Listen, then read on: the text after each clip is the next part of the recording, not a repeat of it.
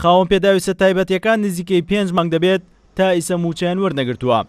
وەزیری کار و کاروباری کۆمەڵایەتی حکوومەتی یاریمی کوردستانش دەڵێت موچە هیچ خاوەن پێداویستی تایبەتێک نافەوتێت و بە هیچ جۆرێکش موچەکانیان کەم ناکرێتەوە.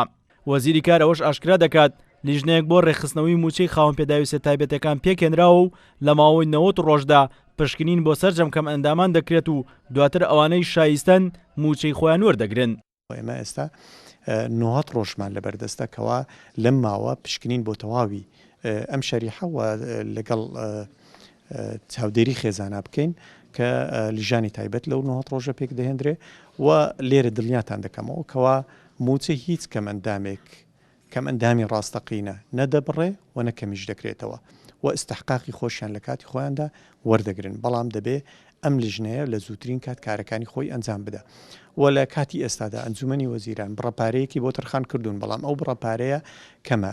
ئەو لێدوانی وەزیری کاروباری کۆمەڵاتی لە کاتێک داهات کە ژمارەیەک لە ڕێکخراوەکانی کۆمەڵی مەدەنی لە بەرامبەر دواکەوتنی موچەی خاوەن پێداویستە تایبەتەکان یاداشتەکان ئارەسەی حکوومەت یاریمی کوردستان کرد و ناڕەزایی خۆیان دەربڕی لە بەرامبەر دواکەوتنی موچەی ئەو چینە. بۆش ئاشکرایان کرد ئەگەر موچەی ئەو چینە دابش نەکرێت ئەوە هەڵوێستی مەدەنی دیکە دەگرنە بەر.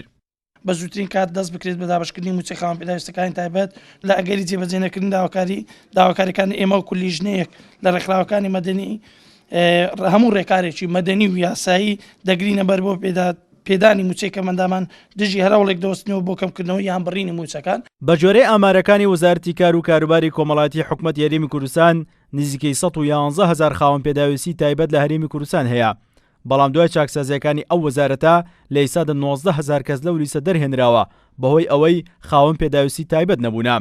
هەروەک وەزارەت لە چوارچێوەی چاکسازیەکانیدا ڕێژەی کەم ئەندامی لە 40% بەرز کردووەدە بۆ 55%. بۆش هەر خاوەن پێداویستی تایبەتێک ڕێژەی کەم ئەندامەکەی 55% کەمتر بێت موچەی پێ نادرێت.